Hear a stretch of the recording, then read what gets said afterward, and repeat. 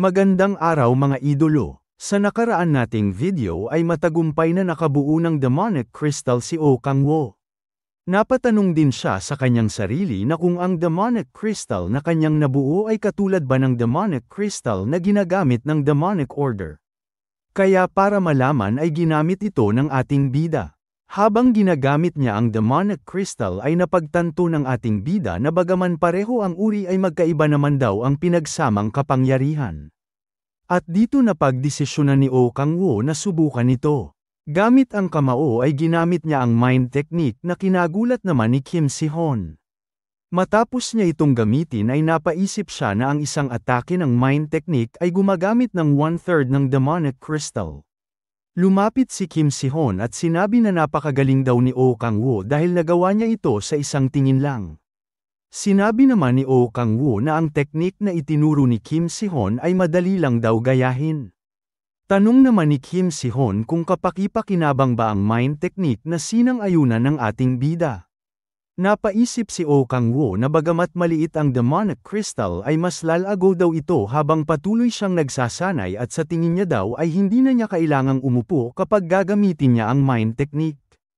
Nang makita ni Kim Si-hoon na ginamit ni Oh Kang-woo ang mind technique habang nakatayo ay napasigaw siya sapagkat hindi niya daw ito pwedeng gawin.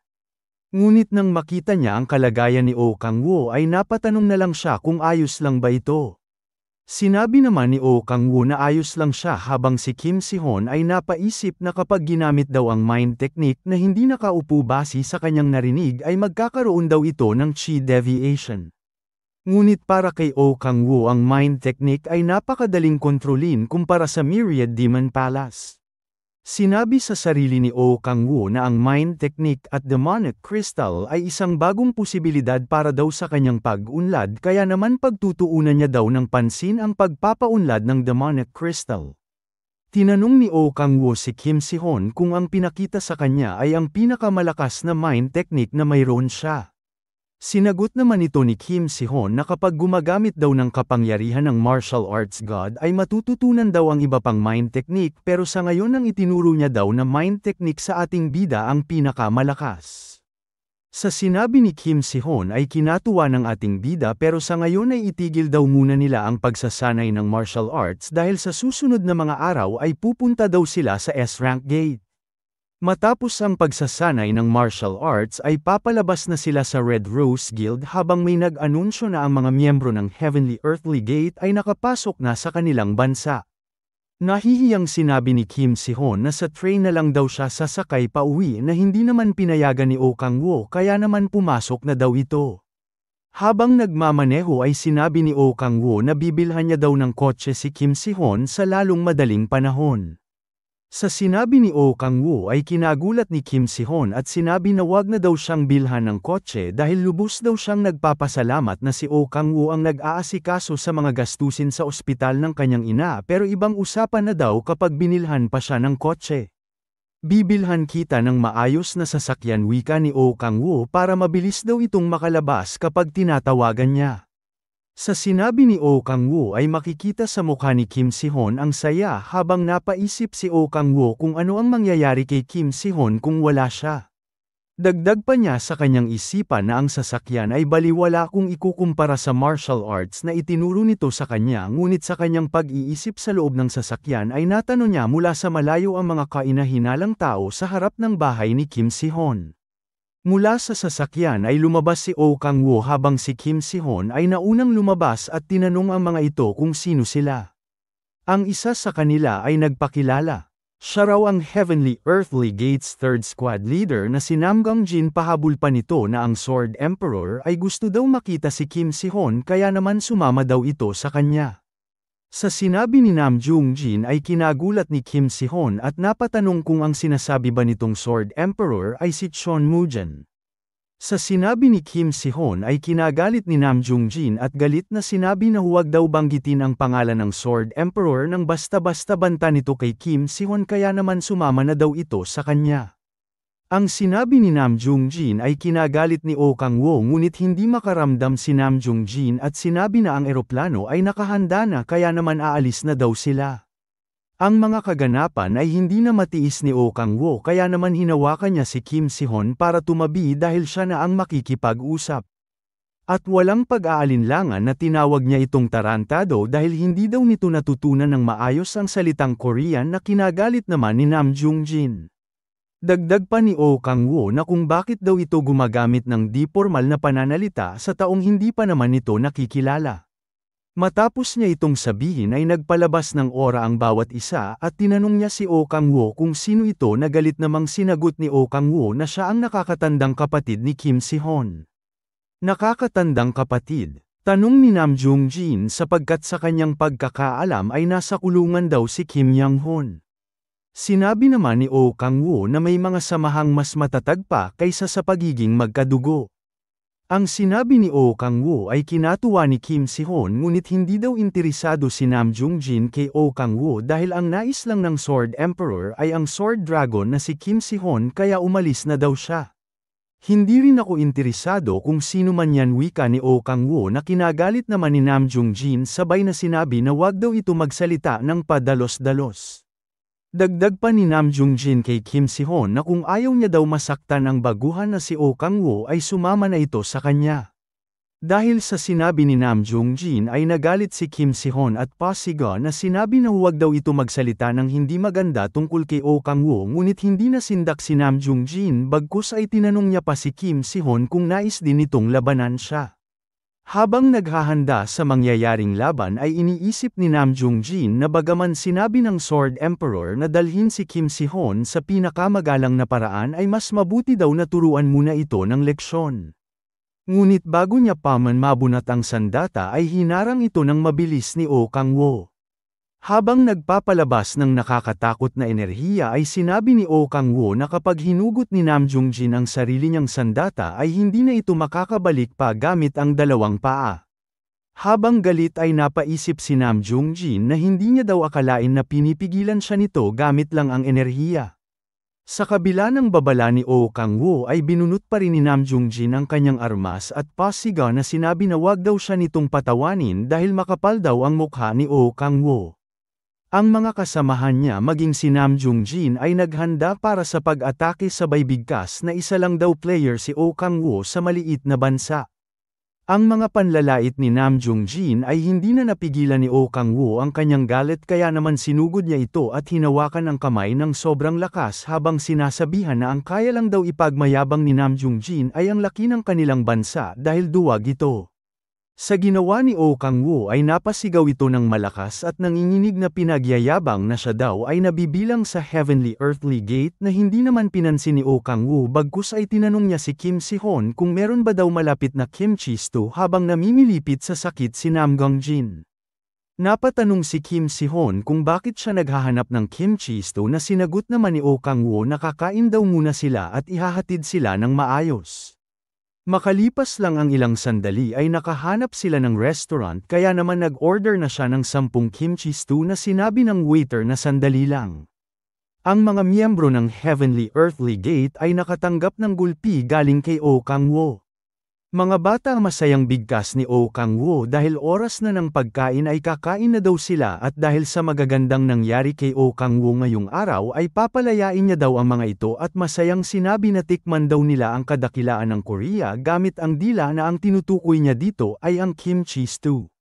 Sa kasiyahan ni Oh Kang-woo ay napaisip na siya daw si Nam Jung-jin ang Heavenly Earthly Gate's third squad leader ay hindi lang daw basta natalo ng Korean player kundi tinatreto pa daw na parang alalay. Makalipas lang ang ilang sandali ay dumating na ang kimchi stew dala ng babae at sinabi na mukha daw silang malalakas kumain. Ang paboritong pagkain ni Oh Kang-woo na kimchi stew ay nilagay na sa kanilang mesa. Nang makita ito ni Nam Jung-jin ay binigkas nito ang ikakapahamak ng kanyang buhay. Ang huling salita na kanyang binigkas sa harap mismo ni Oh Kang-woo ay nang makita niya ang kimchi stew ay sinabi na kung ano daw klaseng kalat ang kimchi stew na lubusang kinagalit ni Oh Kang-woo. At ngayon sa harap ni Chon Moo-jin ay makikita ang kalunos-lunos na dinanas ni Nam Jung-jin sa kamay ni Oh Kang-woo. Ang mga nangyari habang naroon siya sa Korea ay isinalaysay ni Nam Jung-jin. Dagdag pa nito na ang lalaking nagsabing siya raw ang nakakatandang kapatid ni Sword Dragon Kim Si-hoon ay nagsabing kung nais daw makita ni Chon Moo-jin si Kim Si-hoon ay pumunta ito sa Korea. Sa mga isinalaysay ni Nam Gong-jin ay napatanong si Chon Moo-jin na ang ibig mo bang sabihin na nakipag-away ka sa kasamahan ni Kim Si-hoon kahit sinabi ko na sumama ka ng maayos tapos bumalik ka pa na talunan at napahiya sa harap ng maraming tao. Hindi naman ito itinanggi ni Nam Gong-jin bagkus ay humingi siya ng tawad. Dahil sa nangyari ay galit at napaisip ito na hindi niya daw inakalang mangyayari yun na masisiran daw ng bait si Oh Kang-woo dahil lang sa pagkain. Ang mga isinalaysay ni Nam Gong-jin ay napatawa si Chon Moo-jin habang sa likod niya ay lumitaw ang isang dalagita.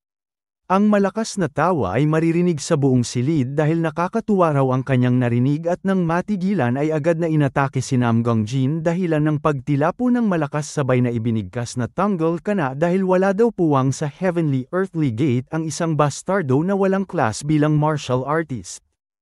Ang dalagita mula sa likod na pinagmamasdan ang mga kaganapan ay tinanong si Chon Moo-jin na kanyang ama kung pupunta ba ito sa Korean. Sinagot naman ito ni Chon Moo-jin na dahil ganito raw ang kanilang imbitasyon ay wala na daw siyang pagpipilian kundi pumunta sa Korea. Makalipas ang isang linggo mula nang dumating ang mga miyembro ng Heavenly Earthly Gate ay nakatuon lamang si Oh Kang-woo sa pagpapalago ng demonic crystal gamit ang mind technique kahit na kumakain o habang umiihi. Sa ganoong paraan ay napalago ni Oh Kang-woo ang demonic crystal hanggang umabot sa laki ng isang kamao at garantisado raw siya na maganda ang resulta dahil kahit umiihi daw siya ay ginagamit niya ang mind technique.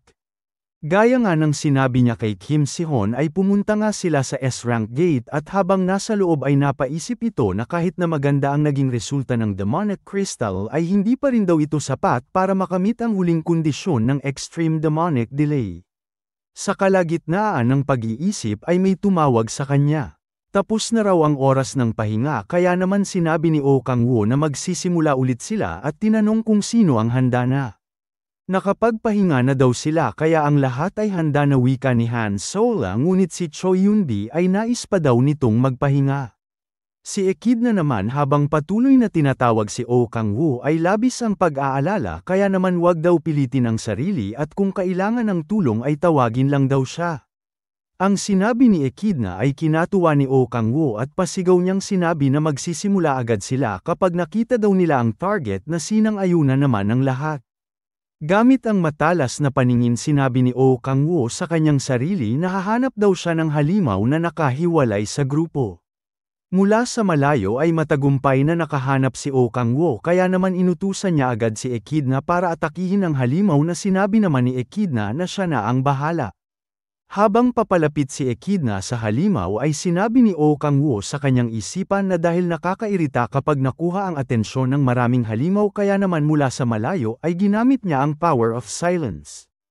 Ang Giant Ogre ay walang kamalay-malay na nasa likod niya si Echidna at ang pagkakataon nito ay hindi na niya pinalampas pa kaya naman mula sa likod ay inatake niya ang Giant Ogre na napasigaw sa sobrang sakit. Ang kanilang plano ay matagumpay dahil hindi ito papatayin ni Echidna at sina Kim Si-hoon na ang tatapos sa Giant Ogre. Sa kabilang banda naman dahil sa dugo na tumulo mula sa Giant Ogre ay naamoy ng mga kasamahan nito at nang malaman ang saktong direksyon ay agad na sumugod. Mabalik tayo kina Oh Kang-woo kung saan malakas niyang sinabi na papalapit na ang Giant Ogre na agad namang hinarang ni Tae-soo habang si Echidna na tila hindi pansin ng panganib ay tinanong si Oh Kang-woo kung ayos ba ang kanyang ginawa. Si Han Solo naman ay sinabihan si Choi Yun-bi na siya ay handa na. Si Choi Yun-bi nang malaman ito ay nagbigkas ng kakaibang salita para sa paghahanda ng lighting spear. Nang makita ni Kim Si-hoon na matagumpay ang ginawa ni Han Solo at Choi Yun-bi ay naghanda rin siya para sa kanyang pag-atake. At gamit ang Hidden Dragon Sword 5th Basic Technique ay matagumpay na napatay ang Giant Ogre. Matapos nilang patayin ang Giant Ogre ay napagtanto nila na malakas daw talaga ang Giant Ogre ngunit masayang sinabi ni Choi Yun-bi na natalo daw nila ang S-rank na halimaw na kinatuwa naman ng lahat. Nang makita ni Oh Kang-woo ang resulta ay nasiyahan siya at sinabi sa isipan na hindi lang pagpataas ng level ang importante kundi ang pagkuha ng karanasan at ang pagkakaroon ng tunay na talento. Dagdag pa niya na hindi niya daw alam sa iba ngunit si Kim Si-hoon ay mukhang ayos pa naman. Sinabihan niya rin ng iba na ayusin daw ulit nila at simulan ang panibago na sinang-ayunan naman ni Han Sola habang binibigyan ng Healing Magic si Tae-soo. Ngunit si Oh Kang-woo ay may narinig na kakaibang ingay mula sa likod at ang ingay ay galing sa Giant Ogre na sinabi ni Oh Kang-woo na malamang ay nagtipon sila matapos maamoy ang dugo. Kahit na tatlo ang Giant Ogre ay si Oh Kang-woo na daw ang bahala at gamit ang power of the Dark Spear ay naghanda na siya sa pag-atake. Ngunit hindi pa man nakakalapit sa kanila ang Giant Ogre ay may malakas na kapangyarihan ang pumatay sa mga ito na kinagulat ni Oh Kang-woo. Ang may gawa mula sa malayo ay nagsabing mahirap daw hanapin si Oh Kang-woo sabay na tinanong kung siya ba ang kapatid ni Kim Si-hoon. Siya si Chon Moo-jun kasama ang kanyang anak at isang translator. Humihingi daw siya ng paumanhin sa nangyari noon ngunit natigilan siya dahil hindi pala sila nakakaintindi ng Chinese. Kaya naman sinabihan nito ang kasama niyang translator para isalin sa kanilang wika ang paghingi niya ng tawad ngunit bago pa man ito matapos ay ginamit ni Oh Kang-woo ang power of language kaya naman sinabihan niya ito na magsalita na lang sa Chinese na kinagulat naman ni Chon Moo-jun ang pagsasalita niya ng Chinese. Dagdag pa ni Oh Kang-woo na sa tingin niya daw na kahit sino ay kayang humingi ng tawad gamit lang ang salita na sinang-ayunan naman ni Chon Moo-jun habang tumatawa. At humingi ulit ito ng tawad dahil sa ginawa ng kanyang mga tauhan. Dagdag pa niya na hindi daw ito ang oras para magmayabang kaya naman matapos siya magsalita ay yumuko ito tanda ng paghingi ng tawad. Ang ginawa ni Chon Moo-jun ay kinagulat ng lahat at habang nakayuko ay sinabi ni Chon Moo-jun kay Oh Kang-woo na tinanggal niya na daw ang tao na walang respeto kay Oh Kang-woo at kasalanan raw talaga niya ang lahat dahil hindi niya nakontrol ng maayos ang kanyang mga tauhan at nangangako din siya na ang ganoong pangyayari ay hindi na mauulit pa. Nang marinig ito ni Oh Kang-woo ay tinanong niya ulit ito kung nangangako ba talaga ito na sinang-ayunan ni Chon Moo-jun. Nang makumpirma ito ay tila nawalan ng gana si Oh Kang-woo at sinabi sa kanyang sarili na siya rin daw lang ang malalagay sa alanganin kung hindi niya igagalang ang isang taong maaaring maging kakampi sa hinaharap. Kaya naman pakikinggan niya daw ang sasabihin nito sabay bigkas kung ano ang kanilang kailangan na sinagot naman ni Chon Moo-jun na kaya siya narito ay para tignan si Kim Si-hoon na nakita niya sa video nang nakipaglaban daw ito sa ISO station. Bakit mo naman siya gustong makita tanong ni Oh Kang-woo na sinagot naman ni Chon Moo-jun na may gusto lang daw siyang kumpirmahin. Yun ay kung paano daw nalaman ni Kim Si-hoon ang martial arts god. Nang marinig ito ni Echidna ay napatanong siya kay Oh Kang-woo kung ano ang martial arts god na kinamangha naman ni Oh Kang-woo sabay na tinanong si Echidna kung nakakapagsalita ba ito ng Chinese. Itinanggi naman ito ni Echidna ngunit nakakaintindi daw siya ng Chinese dahil gumamit siya ng magic spell. Nang malaman ito ay napaisip si Oh Kang-woo na agad siyang nagsalita ng Korean na parang likas daw kay Echidna sa oras nang siya ay masumon. Dahil sa sinabi ni Echidna ay tinanong niya ito kung ang magic spell ay magagamit niya para sa iba na sinang-ayunan naman ni Echidna at sa utos ni Oh Kang-woo ay ginamit ni Echidna ang magic spell sa kanyang mga kasamahan. Nang masaksihan nito ni Chon Moo-jun ay napatanong ito kung nakakapagsalita na ba sila ng Chinese. Dahil sa ginawa ni Echidna ay sinabi niyang ang lahat ng ito ay dahil daw sa kanya. Maaari ka rin daw makipag-usap sa iba kahit hindi mo alam ang kanilang salita basta may ganito kang spell pagmamayabang ni Echidna na kinatuwa naman ni Chon Moo-jun sapagkat hindi niya daw pala kailangan magdala ng translator na kinalungkot naman nito. Buti na lang wika ni Chon Moo-jun ay mas pinadali daw nito ang mga bagay-bagay kaya naman uulitin niya raw ang tanong na kung paano natutunan ni Kim Si-hoon ang martial arts god. Ang sinabi ni Chon Moo-jun ay kinagulat ni Kim Si-hoon at si Oh Kang-woo naman ay may gusto ding malaman na kung papaano napagtanto ni Chon Moo-jun na ang martial arts na ginamit ni Kim Si-hoon ay sa martial arts god. Sinagot ito ni Chon Moo-jun na imposible raw na hindi niya ito malaman sapagkat ang mga tao sa kanyang angkan ay ang descendants ng martial arts god. Nang marinig ito ni Oh Kang-woo ay napaisip siya na kung totoo ang sinabi ni Chon Moo-jin ay nangangahulugan lang na matagal nang umiiral sa mundo ang martial arts god. Ibig mo bang sabihin ay marunong ka na ng martial arts bago ka pa naging isang player? Tanong ni Oh Kang-woo na sinang-ayunan naman ni Chon Moo-jin gayunman hindi raw siya ganun kalakas bago siya naging isang player. Dahil sa sinabi ni Chon Moo-jin ay napaisip si Oh Kang-woo na kung ganoon ay tumaas daw ang level ng martial arts niya dahil sa awakening at katulad nga ng martial arts ay ang demonic order ay umiiral na rin bago pa nagkaroon ng player. Gayunpaman tanong ni Oh Kang-woo ay kung ano daw ang plano ni Chon Moo-jin pagkatapos malaman kung saan niya ito natutunan ay kung papatayin na nito si Kim Si-hoon para hindi lumabas sa kanilang angkan ang martial arts god. Sa sinabi ni Oh Kang-woo ay hindi na napigilan pang tumawa ni Chon Moo-jin sapagkat marami na daw nabasang merm novel si Oh Kang-woo ngunit mula sa kanyang isipan ay sinabi ni Oh Kang-woo na ayaw niya daw itong marinig sa isang tao na mukhang nanggaling sa merm novel.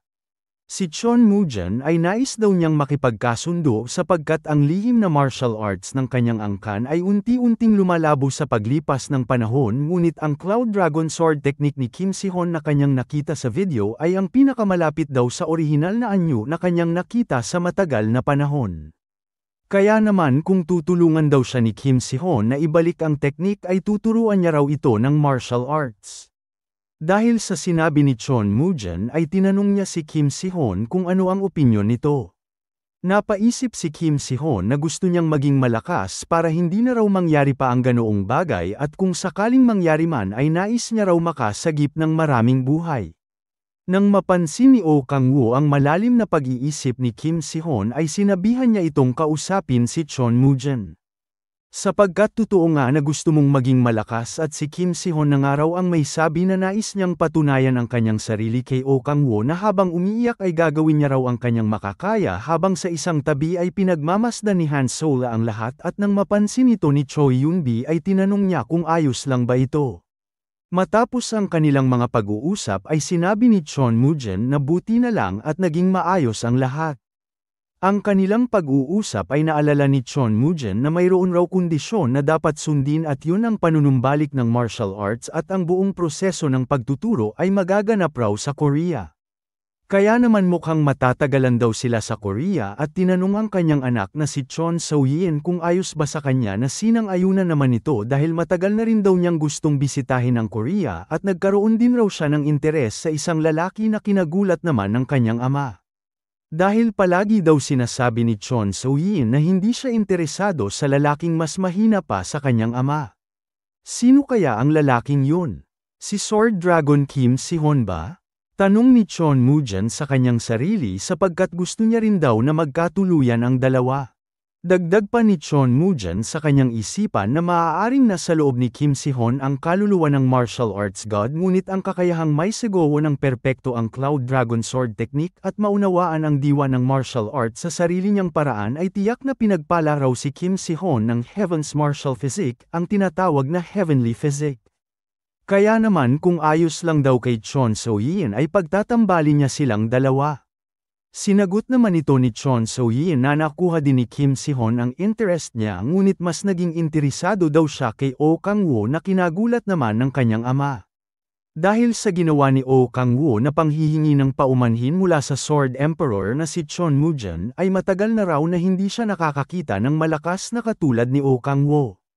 Nang malaman ni Chon Moo-jin na hindi si Kim Si-hoon ay nasira daw ang kanyang plano. Inaamin niya daw na malakas si Oh Kang-woo ngunit sa loob ng 10 taon ay maabutan na daw ito ni Kim Si-hoon at kapag dumating na ang araw na yun na magkakaroon ng interest si Chon So-yin kay Kim Si-hoon pero huli na daw ang lahat. Dagdag pa niya sa kanyang isipan na medyo naawa daw siya sa matapang na binata na si Oh Kang-woo ngunit mas nababagay daw si Kim Si-hoon para sa kanyang anak at hangad daw niyang masaksihan ang kasal ng kanyang anak bago siya bawian ng buhay. Kaya naman ay nais niya sanang irekomenda si Kim Si-hoon ngunit hindi pa man tapos magsalita ay sinabihan siya ng kanyang anak na hindi daw nito matatanggap ang sinumang lalaki maliban na lang kung mas malakas ito sa kanyang ama. Naiintindihan ko wika ni Chon Moo-jin at pasiga na sinabing tingnan na lang raw nila kung gaano kalakas si Oh Kang-woo.